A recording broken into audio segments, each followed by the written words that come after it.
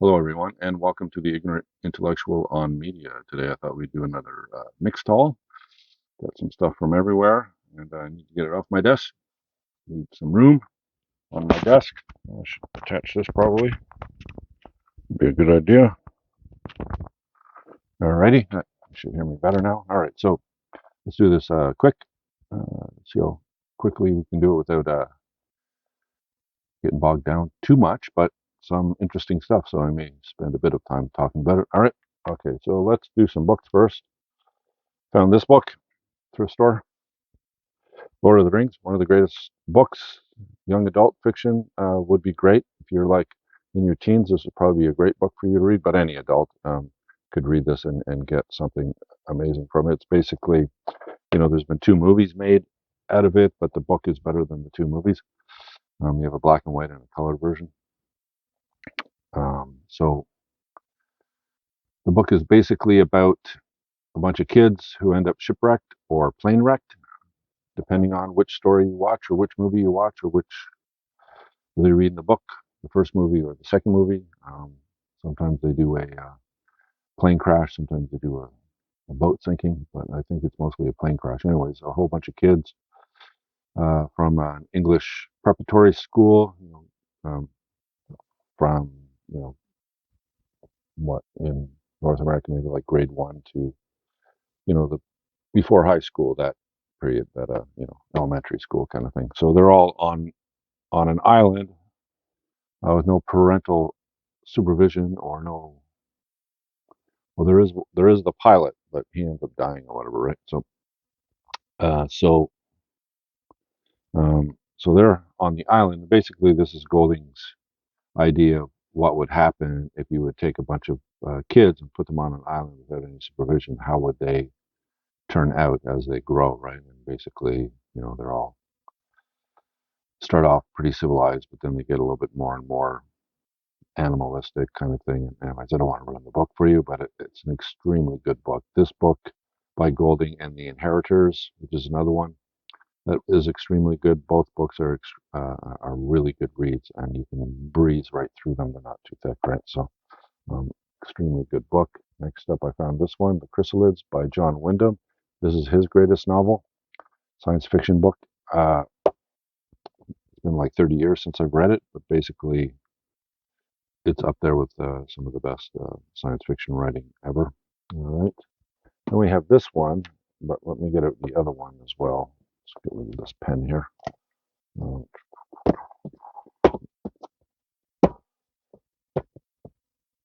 all right, so we got the Bhagavad Gita. All right, two copies. This one and this one. This one is an extremely popular copy of it.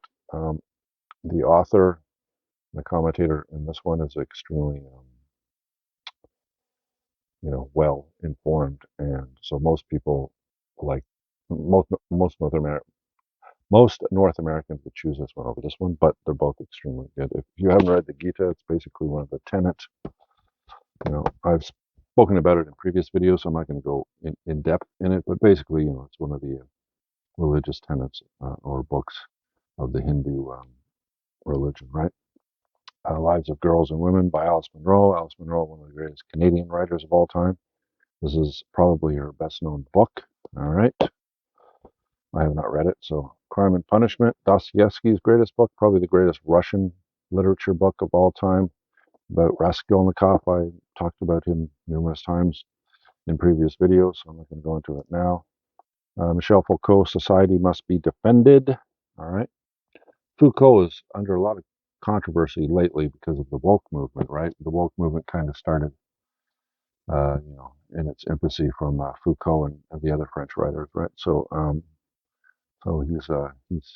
lot of the blame on the woke movement and the people who complain about the woke movement put the blame a lot on Foucault and some others, right? So um, this one is from 1971 until 1984 at the Collège de France. Michel Foucault gave a series of lectures to the general public that ranged over the breadth of his research. In Society Must Be Defended, Foucault deals with the emergence and in the early 17th century of a new understanding of war as the permanent basis of all institutions of power, a hidden presence within society that could be deciphered by an historical analysis. Tracing this development, Foucault outlines a genealogy of power and knowledge that have become his dominant concern, culminating in extraordinary discussions of modern racism. Extremely good book. Whether are a believer or not of Foucault in the way that he thinks, right? Basically Foucault and a lot of those writers put like power as the number one relationship between all people, right? It's always a power relationship, not so much competence as who has the most power, right? So the rule of law doesn't really matter. It's how much power you have, how much influence you have, and that kind of thing, right? So, and basically every relationship from one person to another, or one, especially groups, because he likes to put things in groups. One group to another is all power, not competence, right? So, anyways, all right. So next up is Hunter S. Thompson, The Rum Diaries. All right, I have not read this. Hunter S. Thompson is one of the great, what do you call it? Well, he did Fear and Loathing in Las Vegas. That's probably his best novel. Anyways, he's one of the great. I don't know what you categorize him as. There's a group of writers in the United States that kind of like off the beaten path type of writers. Thompson is one of those. All right. On the Back of the Turtle by Thomas King. Thomas King is one of Canada's greatest writers. He's of Native origin. And this one won the Governor General's. I haven't read it, but I found it and I said, okay, I'll pick it up. Ego and Archetype. All right. This is one of the early blue versions of Penguin back in the day. Here is a remarkably lucid synthesis of Jung's basic ideas. All right. So if you're a fan of Carl Jung and his writings, psychology, psychoanalysis, Ego and Archetype is Ettinger's, what do you call it, the translation? Well, not a, like a kind of a primer of Jung's ideas for the layman. Right? So 300 Tang poems. All right. It's a Japanese poetry. Um, this is basically part of a larger library um, of the Everyman. They put out these little smaller volumes of poetry, uh, Christmas poems, nature poems, and all these different versions of poems. And they're all there's like I don't know how many. There's got to be at least 50 volumes in this collection. If you like poetry, it's a really good collection to collect. All right, back to a Twelfth Night, No Fear Shakespeare. This is one of the more popular books when reading Shakespeare because it has, one side it has the Shakespearean text, and on the other side it has a modern translation and explanation, so that people who have difficulty reading, what is it, Middle English, Victorian English, whichever English it was back during the 16th century, um, and can read it in modern language. It's easier for them to understand the plays, right? All right, so let's get into some CDs. All right, I found these two Mötley Crüe albums on CD, Girls, Girls, Girls, and which one is this? Shout at the Devil. All right, two of their earlier albums before they just went huge with Theater of Pain and Dr. Feelgood afterwards. In the mid to late 80s, man, this band was bigger than anything. Tommy Lee Jones dating, Canadian, that bombshell of a woman from Pamela Anderson, and all the stuff, all the debauchery that the band got into, right? All started with Mickey Six, who's their bass player and couldn't even play a bass and was like 10 years older than all the other guys, right? But he put together a real fun band, really fun to listen to. Sex, drugs, and rock and roll, I guess you could say. Then I found these two albums by Simon Garfunkel. We got a Parsley, Sage, Rosemary, and Thyme, and Bookends. All right, so These two guys, what was it, like 4 albums? I think they put out 4 albums. Probably their best one is Bridge Over Troubled Waters, but these two aren't bad either. Um, but you could basically avoid all their albums and just get a greatest hits package and get all their great songs, because their great songs are extremely great. And some of the other songs that aren't extremely great are kind of, yeah, okay, I guess. But this one has a Hazy Shade of Winter, Mrs. Robinson, Voices of Old People. This one has Scarborough Fair, Homeward Bound, 59th Street Bridge, 7 o'clock news. So they're arguably the greatest, duo of all time. Uh, that is a live album of the Pretenders. This was an extremely good album. All right, she sounds extremely good live. So if you like the Pretenders and the regular albums, you want a live album of them. This one, The Isle of View, it's called The Isle of View, is extremely good. All right. Um, so I usually tell you when I come across an album or a CD that's one of the greatest albums of all time, right? So none of these ones are. Probably I would put A Bridge Over Troubled Waters of Simon and Garfunkel's in a greatest list, but those two aren't it. I would put this one though, and that's 1982's Iron Maiden, The Number of the Beast. This is up there with like Black Sabbath's self-titled album. Um, what else? Anything by Judas Priest, Megadeth's Countdown to Extinction. This one is one of the greats. So there was a big British invasion of heavy metal back in the 80s, and this is one of the groups that um, hit it big. And this is their greatest album. It's basically it has Run to the Hills and Number of the Beast, the two songs that propel this album into superstardom.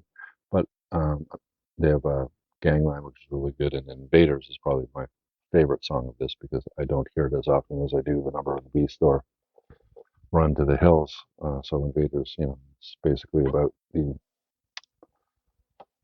Viking attacks on Europe, right?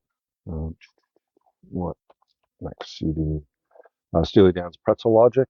All right, this is one of their greatest albums. I don't know if I'd put this in the top 100, but it's up there. Steely Dan is extremely good, and they have maybe like 4 albums, maybe even 5 albums that are just really good to listen to.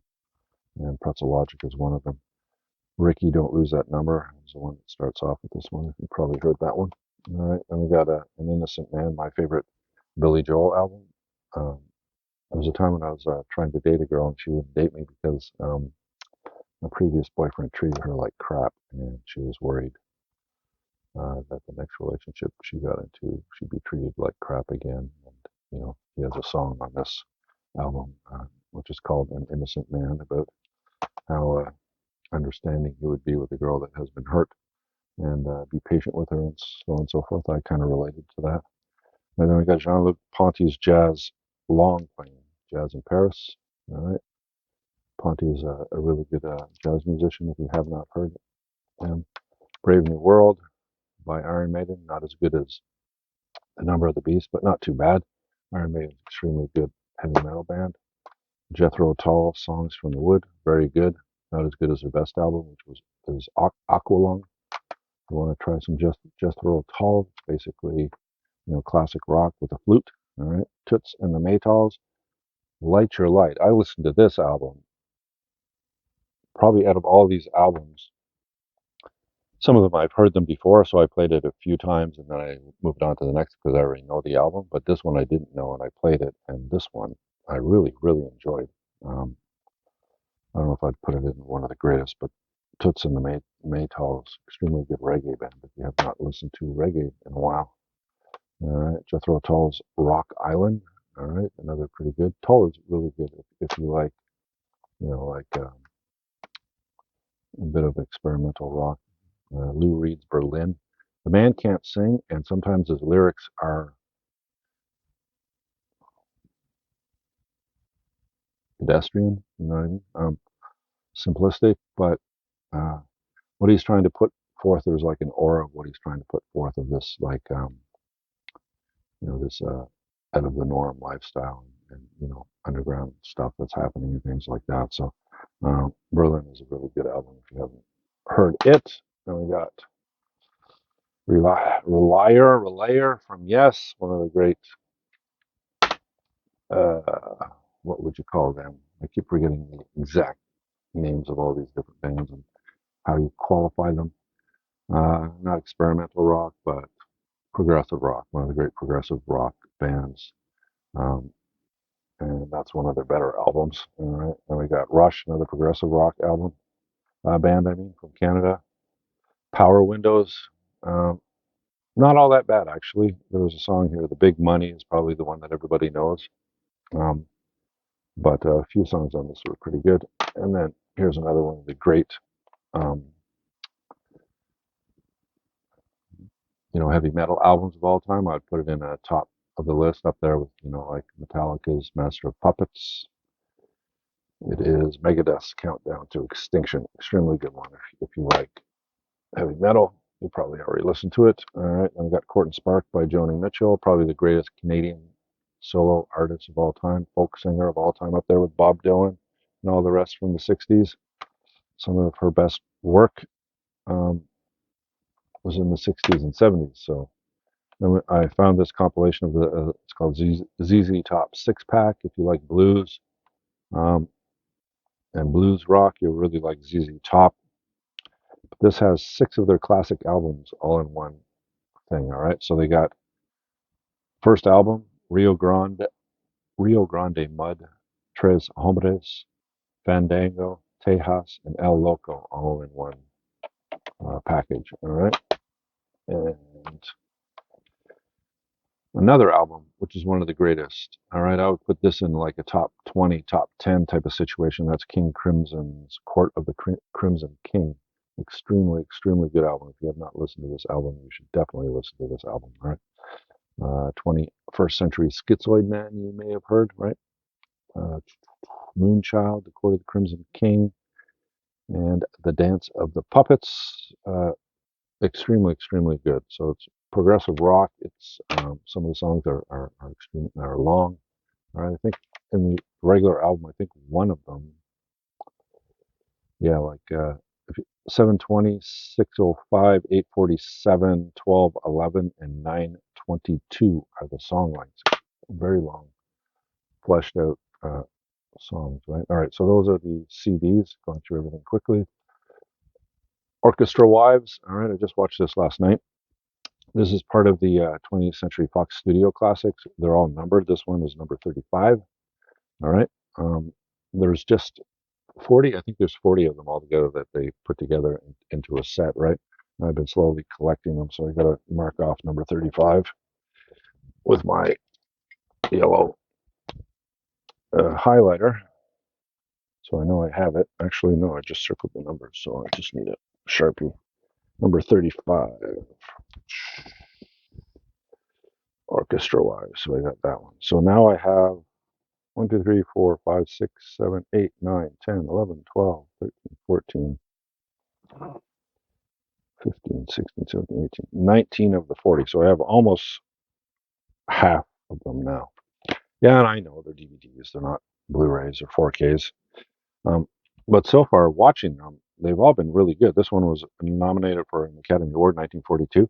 It's basically about she's a local girl, and this guy is a trumpeter and a singer in the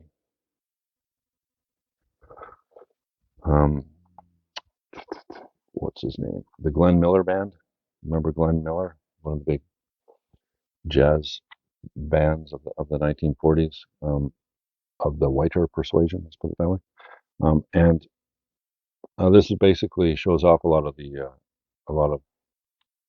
um, the swing music of the time, right? So you'll get breaks where you'll just be listening to Glenn Miller's band put together a song or two, and one of them was like a number one hit. I came to at the end of the movie, anyways. It's very good. It's basically a romance about this local girl who meets, the jazz artist, singer slash trumpet player in the band, and they kind of hit a spark, and then they quickly get married, and she goes on the road with him, traveling around, and you get to see what it's like to travel around and be a wife of an orchestra, right? And you get some conflict and stuff like that. So it was an interesting movie. I enjoyed it. All right, now I watched this one, Making of Dark Side of the Moon, classic albums. So this is a whole series put out by Classic Albums. Who put this out?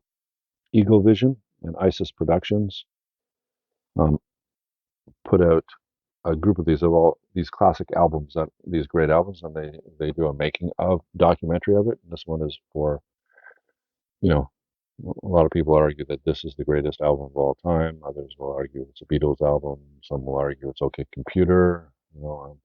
But this is one of the greatest albums of all time. And then you get to, they interview all the band members and talk about how everything was made. All right. So, and, you go into the studio and the guy shows you how they added this part or put in this part or manipulate that part. So it's kind of cool.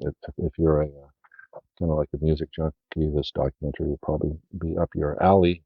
I don't really collect actual concerts, but I do like documentaries on uh, music artists. So I usually pick up those if I like the artist. And then I found this at a thrift store for like $4. All right. And it's Warner Brothers Pictures Gangsters Collection, Volume 2. And when I brought it home, I realized I already had it. So, anyways, it's a six gangster movies: City of Conquest, San Quentin, Each Dawn I Die, G-Man, A Slight Case of Murder, and Bullets or Ballots. Basically, usually stars either uh, James Cagney or um, Edward G. Robinson, right? So those were two of the big names at Warner Brothers back in the 1940s and 50s, right? So City for Conquest, right? I watched that, but I watched all five of these in the last like week, so sometimes they mix in together, right? Ex Golden Gloves fighter Danny Kennedy has it all worked out. He'll turn pro to bankroll his brother's dream of writing a symphonic paean to the teeming city where they both live, New York. All right, so he's a boxer, but he's not big on boxing because he doesn't want to end up punch drunk for the rest of his life. Because there's, where he hangs out at the gym, there's this older guy that was a really good boxer, and now he can't put two words together, right? Um, so he doesn't really want to get into that. Although people are trying to push him to become a professional and go all the way to the top and earn big money, and he didn't really have an incentive to do it until his brother, who's a great musician, is writing a symphony that describes New York, the people in it, the city itself. It's like an ode to New York, and he's trying to get it um, put it together and everything. So what James Cagney does is he enters the ring to earn money to help his brother, and his brother is successful at the end. So it was pretty good, but I'm not sure why this had to do with gangsters. It wasn't a great thing with gangsters. San Quentin, another one about gangsters, doesn't really make sense because this is basically a prison movie. All right. And that stars Humphrey Bogart and Pat O'Brien. Basically, uh, do the crime, do the time. But what happens during the long years spent behind the walls of San Quentin? The penitentiary's New Yard captain wants to make those years of time of rehabilitation rather than punishment. But not everyone is buying it. All right. So basically, it's about a warden that comes in and decides to change up how everything's working. Um, Now, this one was more of a gangster, and this one is Edward G. Robinson, Bullets or Ballots. All right.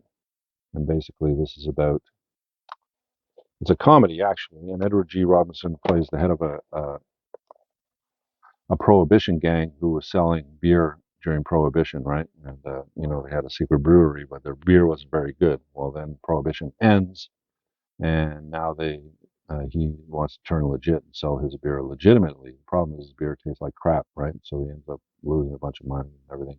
Anyways, it's a comedy, right? So um, You'll have to watch it, but yeah, it'll put a smile on your face because some of the outrageous things that happen. It's kind of fun. It's kind of black humor though. A Slight Case of Murder, another Edward G. Robinson vehicle, and this basically prohibition ban on booze is over. Oh no, that's this one. I got the two mixed up. What is bullets or ballots? They rule by the fear of their guns. They must be stopped by the power of your ballots. Okay, so this one is about prohibition that ended. All right, called A Slight Case of Murder, and this one's more of a comedy, a black comedy. And this one is basically about Edward G. Robinson, who is a lawyer. Is he a lawyer? I sometimes mix them up. No, that's G-Man. They refer to Bugs Fenner and other mobsters whose illicit racket will be smashed to smithereens by undercover cop Johnny Blake. So Johnny Blake um, goes undercover and infiltrates the mob in order to bring it down. All right, and G-Man, this is basically um, Cagney again, and what he does is he's a lawyer who was bankrolled to become a lawyer by a mobster, but the mobster wants him to stay clean, right? So, but there is no cleanliness in the lawyer business if you're going to be defending clients, right? So he wasn't making very much money. So he has a friend in the FBI, and he decided to become an FBI agent. And what he does is he goes about dismantling, all the his friend who bankrolled him ends up retiring, and he doesn't want to do crime anymore. But his underbosses all, now they have a free reign. They just go crazy. And crime is like way up, and so Cagney decides to take them all on as a G-man. All right, and this one, Each Day I Die. This one has James Cagney and George Raft, and this is another prison movie. All right, basically framed for a manslaughter after he breaks a story about a city corruption. All right, so the mayor and other city officials are on the take, and he starts to point that out in his newspaper. And what happens is he gets set up. He ends up um, being knocked out, put in a car, and the car is sent down the road to crash into another car, which kills two people. And before they push the car, uh, they cover in alcohol and put an open alcohol in the front seat of the car. Anyway, so he gets charged for murder or manslaughter and ends up in prison. And the whole movie is about the people on the outside and him on the inside trying to survive until he's proved innocent. So it wasn't a bad movie either. So overall, if I was to rate this, I wouldn't say they really described it as, you know, Gangsters Volume 2. I wonder if Gangsters Volume 1 actually had all gangsters because in a few of these movies, you would more describe them as prison movies rather than, um, oops, one too many, prison movies. There's a couple of prison movies in here. There's more of a romance, right? But anyways, so comedy. But yeah, there are some gangsters in the collection, and it's not bad. I quite enjoyed watching all of them. Oh, I think I have volume one as well, so maybe I should have started with volume one. But anyways, all right. So that's some more. We got to do some more movies. All right. So found this Donnie Darko. Had it on DVD, but I didn't have it on Blu-ray. This is a bit of a mind fuck movie, I guess you could say. Excuse my language. But yeah, it's been a while since I watched it, but I watched it. It impressed me a lot, and I want to watch it again. Actually, maybe I should watch it again. But basically, it's a young Jake Gyllenhaal, and he's like in and out of reality, involving a rabbit, is what I remember. But when I watched it, yeah, it was a bit freaky, you know what I mean? And it's a bit like mind bending. And you have the Gary Jules song on it, which quite impressed me. Gary Jules, he did a a slower remake version of the Tears for Fears song. What was the name? All around one. I find it kind of sad. The dreams of which I'm dying are the best I ever had. Mad World. All right. So Gary Jules does a slower, better actually version of Tears for Fears' Mad World, in this movie. Um, and if you compare the two, I think Jules one is better. It's slower, it's more impactful, more depressing. The Cheers for Fears version of it is quicker, right? It's more upbeat, but the lyrics of it are not upbeat, right? The lyrics of it are depressing, right? So then I found Highlander. The first one is good. Then it went on with a whole bunch of other ones, which were okay, but the first one was the funnest one. Basically about sword welding fighters that live through the centuries, and there's a competition on who's the best, and only one can live, right? So they're all over the world, and they just kind of find each other to try to kill each other. Um, then I found this one, the story of an American band, the Eagles. All right, so this looks like it'd be an interesting watch. So it's a documentary on the history of the Eagles. Got a booklet, not very thick, just full of pictures, not much else, just some basic details about the set and what's going on here. And three discs. So I found this for, I think it was $2.99. So part one, part two, and then a live concert DVD. So pretty cool. And we had a live concert in Europe, 1968, of the Doors.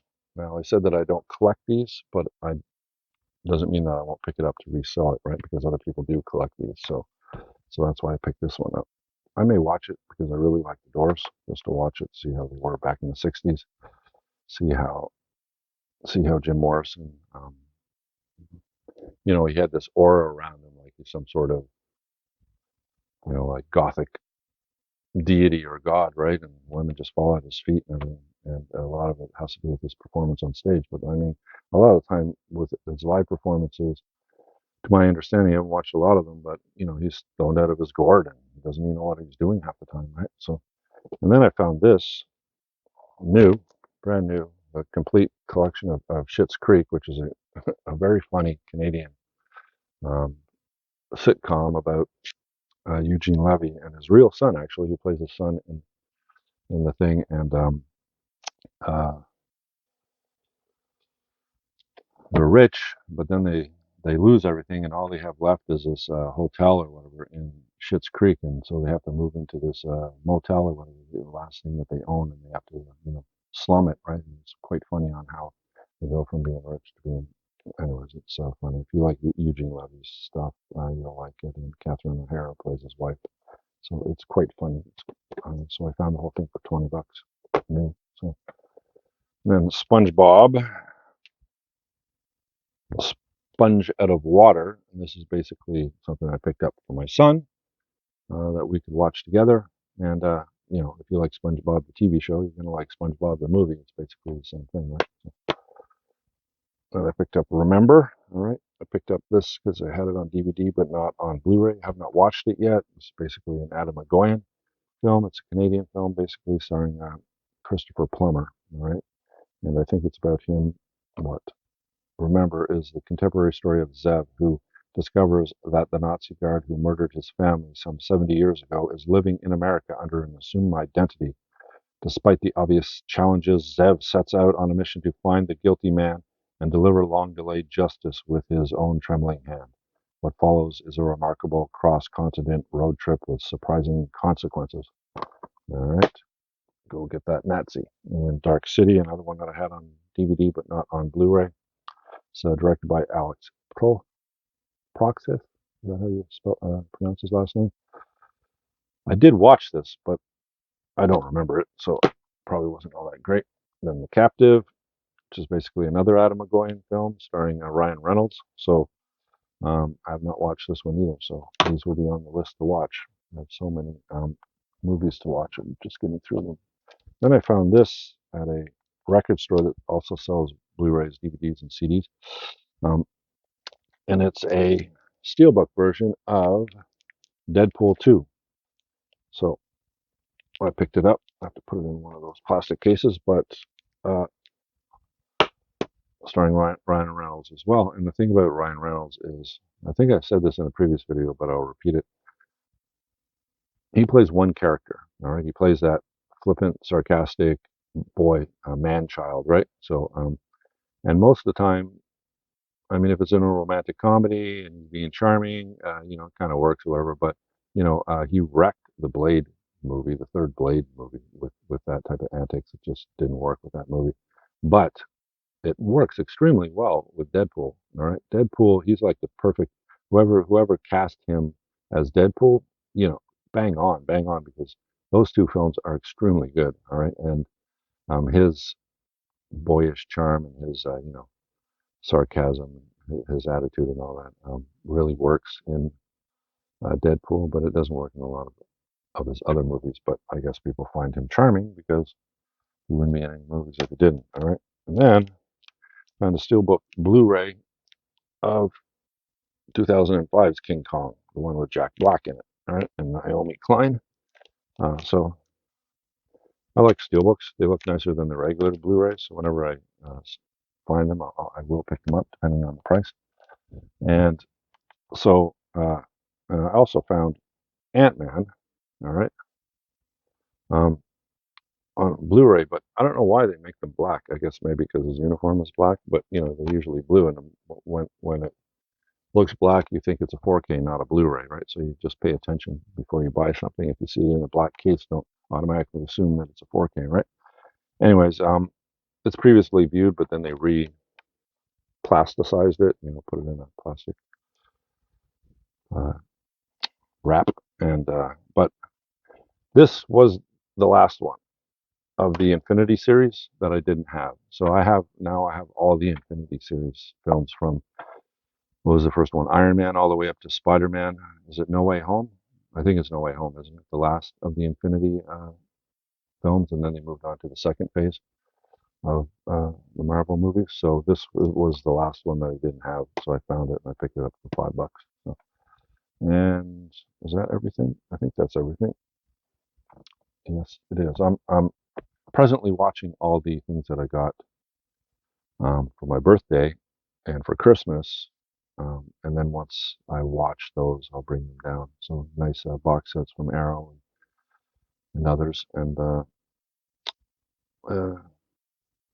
too expensive for me to buy myself, but um, I put them on my Christmas list, and some of them were picked up on my birthday list. So, all right. So it's funny. Here's the thing. I wonder if people price things. I mean, like let's say Amazon or whatever, price things at a ridiculous price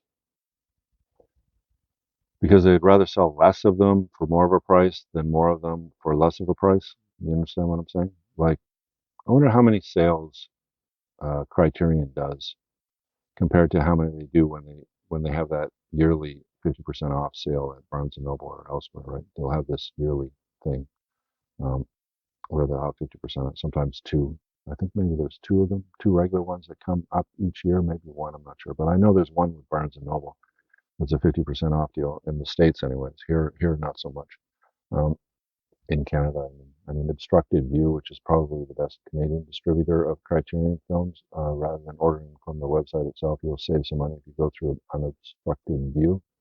I'm not trying to plug them or anything, but they sell Criterion and other, Arrow and Screen Factory and all those, Bluetooth Blu-rays. They sell it through Unobstructed View to the Canadian market. So, but they're not cheap. They're more expensive than if you were to buy, but more expensive in price in Canadian dollars and American dollars, but they're pretty similar if you do the exchange or whatever, right? So, but you're not going to get a price that you would, let's say, directly on the Criterion website. But then you got to do the conversion, and then you got to do the shipping, right? So, um, Unobstructed View is probably the best if you're not doing it through Amazon, right? Where you make it free delivery. Anyway, so what I was saying was, what was I saying? I totally lost the point that I was trying to make. Oh, anyway, so I got the presents um, for my birthday and Christmas, and I'm looking through. I'm watching them slowly, and then I'll review them. There's quite a few nice ones that I can add to my collection and remove others. But mostly, what I'm doing now, I have like probably close to 6,000 films now. I'm reaching, I think, the end of the stuff that I can find at a reasonable rate and at a reasonable cost. So what I'm basically doing is just upgrading my collection, usually from DVD to Blu-ray, and occasionally from Blu-ray to 4K, but most of the time it's DVD to Blu-ray. And I will find the occasional film as well that I haven't gotten before or don't have, but it seems like about 75% to 80% of all the new movies I get are just replacements for the DVDs, right? Um, so what's happening is I started off with a small Blu-ray collection and a very large DVD collection. Now they're kind of meeting in the middle where um, I got like 6,000 films and maybe 2,000 of them are Blu-ray and 4,000 of them are DVD. And then it kind of DVDs are going down and Blu-rays are kind of going up. So at some point they'll be on the same, then Blu-rays will take over. It depends because there are lots of movies that came out on DVD that didn't come out on Blu-ray, or they're too expensive to buy. I'm hitting that peak where I have my collection pretty much set with editions, but the editions that I want to make are just way too expensive, so I got to wait till birthdays or Christmas or whatever and get them that way. So, which I did, and I got like like 6 box sets or something for Christmas, and I didn't have to pay for them, so that's good. All right, so that's everything. I hope you enjoyed it. If you did, leave me a thumbs up. Think about subscribing if you so choose, and I will see you in my next video. Have a great day. Bye for now.